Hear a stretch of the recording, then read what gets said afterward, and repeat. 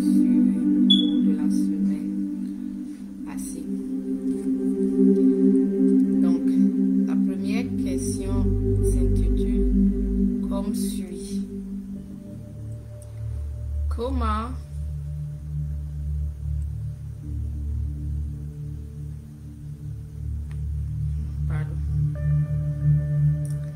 Première question s'intitule comme suit, voilà.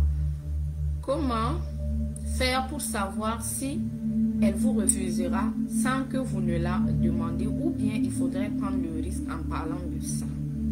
Donc, je vais d'abord apporter donc un élément de réponse sur la première partie de la question. Donc, comment faire pour savoir si elle va vous refuser? Donc, ces questions sont venues après ma vidéo sur donc les filles donc que nous pouvons aborder ou approcher, des filles sérieuses qui veulent donc aller dans le mariage. Quel genre de femmes nous pouvons donc approcher?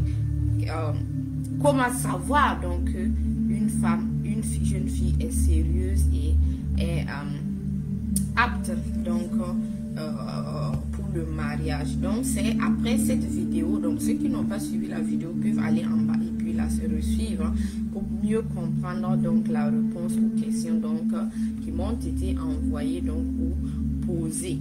Donc je disais donc que je vais apporter un premier élément par rapport donc à la première partie de la question. Comment savoir donc que la jeune fille va vous refuser? Donc c'est un jeune homme qui a posé la question. Je préfère garder l'anonymat. Je ne vais pas donc donner donc les noms quand je réponds aux questions.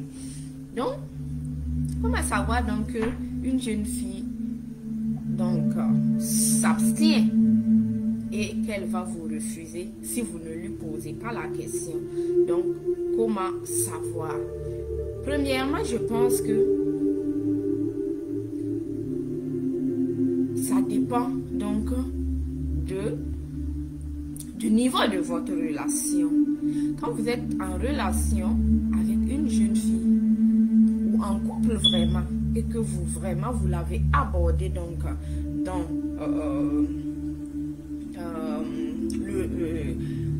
dans le sens ou bien dans l'objectif d'avoir donc une relation sérieuse avec elle, vous allez quand même prendre le temps de la connaître. Vous voyez, il y a des questions, on ne peut pas aller les poser directement comme cette question par exemple de est-ce que vous connaissez un garçon ou bien vous ne connaissez pas. Et je ne dis pas là que non, les jeunes filles qui ne connaissent des hommes doivent être bannies. Non, ce n'est pas ce que je dis.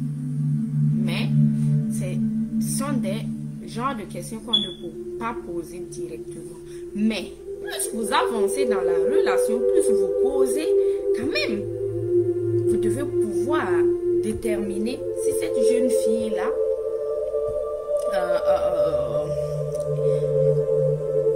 est de jambes légères ou pas. Vous voyez, vous n'avez pas besoin souvent de poser la question. Et si vous voulez savoir, vous-même, vous pouvez par exemple amener le sujet en disant, oh, par exemple, oh, j'avais telle copine, voilà, voilà. Et vous-même, vous commencez à amener le sujet. Vous faites comprendre, par exemple, à votre partenaire, voilà, j'étais dans telle relation, voilà. Si il se trouve que dans votre relation, vous avez eu à faire, par exemple, des rapports avec cette personne, donc, votre ex, vous pouvez prendre l'exemple. Voilà, on est allé même jusqu'à faire le sexe. Je pensais que non, ça va aller entre nous. Mais finalement, elle m'a laissé tomber. Vous voyez, ce sont des genres, par exemple, d'approches qui peuvent amener l'autre aussi à se confier à vous. Ça, c'est une première approche que je dis. C'est vous qui amenez donc votre partenaire dans la causerie à pouvoir se confier. Mais si vous voyez que en faisant cela, votre partenaire continue donc d'éviter le sujet, il faut maintenant avoir une autre approche. Et vous vous demandez, est-ce qu'il faut prendre le risque de lui demander ou bien? Donc, la première stratégie que j'ai utilisée, donc, que je vous ai dit qu'on peut utiliser, c'est dans la causerie, en amenant le sujet, en prenant un exemple sur votre propre vie. Ça, c'est dans le cas, par exemple, si vous avez connu une femme ou non. Si, par exemple, vous n'avez pas connu une femme, vous pouvez dire, ah, jusque-là, vraiment, je m'abstiens vraiment parce que j'attends vraiment la femme de ma vie et je m'abstiens vraiment de faire certaines choses. Donc, que ce soit un homme ou une femme, vous pouvez dire ça à votre partenaire pour voir ce que la partenaire va vous dire. Maintenant, si donc vous faites tout cela et que la personne évite le sujet, la question, vous pouvez maintenant l'aborder autrement. Donc, comme ce que par exemple cette personne m'a posé, est-ce qu'il faut prendre le risque d'essayer de lui proposer cela pour savoir si elle va vous refuser ou pas? Ne faites pas comme le lièvre ou bien c'est l'hyène, comme mon professeur nous disait. Allez par exemple demander à la jeune fille ou bien à votre jeune fille, ah, est-ce qu'on peut aller ensemble et pour voir, bon, si elle est d'accord, ah, vous partez avec elle. Si elle n'est pas d'accord, vous dites, ah, je m'amusais. Non, soyez sincère.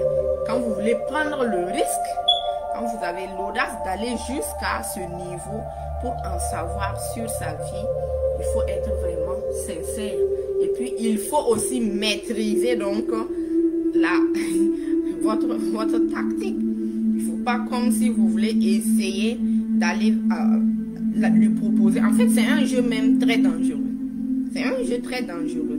Si vous vous maîtrisez, vous pouvez essayer de lui proposer pour voir sa réaction, vous comprenez. Mais je ne vous conseille pas. Je préfère plutôt dans la première stratégie la première stratégie, c'est-à-dire la première proposition de réponse dans la causerie, dans la découverte donc de l'un envers l'autre. Donc, ça c'est ma réponse donc de votre première question. Bon, chers donc frères et fils dans le Seigneur. Pour la seconde question, vous avez mentionné aussi que si elle ne vous cache pas de secret. Quand vous parlez de secret, ça veut dire quoi exactement? Donc, quand je parle de secret entre filles et garçons, ça peut d'abord être, voilà, on parlait d'intimité, donc restons dans le cas de l'intimité. Par exemple, vous pouvez rencontrer des filles, comme je le disais tantôt, qui vont commencer elles-mêmes à vous, quand elles vous aiment vraiment, c'est elle-même qui va peut-être commencer même à vous parler de sa vie. Voilà, mon père est ici, ma mère est ici, ils vivent ici, je vis ici, j'ai tel nombre de frères et sœurs, se présenter. Et ensuite, ses études, ce qu'elle fait, ses projets, elle peut vous en parler.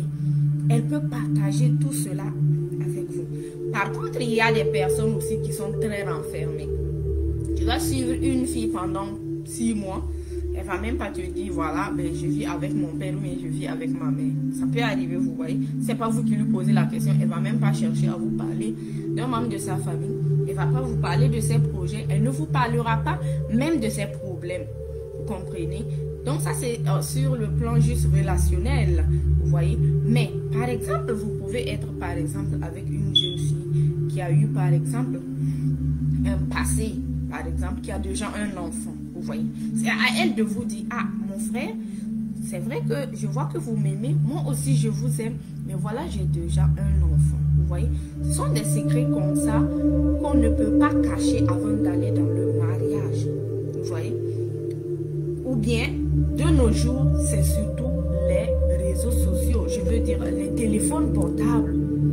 Vous êtes avec une fille après une année, 2 ans, et vous ne pouvez même pas, elle ne peut même pas déposer son téléphone à côté de vous. Il y a un problème. Je le répète, il y a un problème. Quand vous vous engagez sincèrement, je dis que vous êtes en couple. Je n'ai pas dit une jeune fille que vous venez d'aborder il y a 1 semaine, 2 semaines, vous voulez fouiller son téléphone. Non. Je parle de couple sérieux qui marche, qui est en train de marcher vers le mariage. Elle ne doit pas essayer cacher son téléphone, genre, elle est avec vous, quelqu'un l'appelle, elle se lève, elle va aller s'éloigner loin pour répondre, ou bien quelqu'un l'appelle et rejette les appels. elle peut rejeter les appels pour ne pas vous déranger ou bien interrompre votre causerie, mais elle doit vous dire quand même, voilà, c'est telle personne, telle amie. Et je disais la dernière fois que quand quelqu'un est vraiment sincère avec vous, la personne doit pouvoir tout vous dire, ses faiblesses comme ses forces. Voilà, j'ai eu un enfant, j'ai 2 enfants, je connais déjà un homme, vous voyez, ce sont des questions qu'on ne doit pas,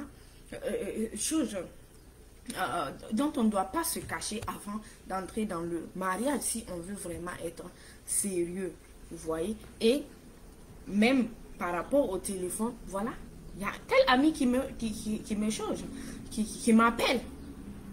Si, par exemple, je vous disais la dernière fois, si une jeune fille a le courage de vous dire, ah, il y a tel garçon aussi, tel garçon qui est dans telle église, là on est dans le cadre de l'église, et qui me fait la cour, vous devez prendre ça normal, comprenez?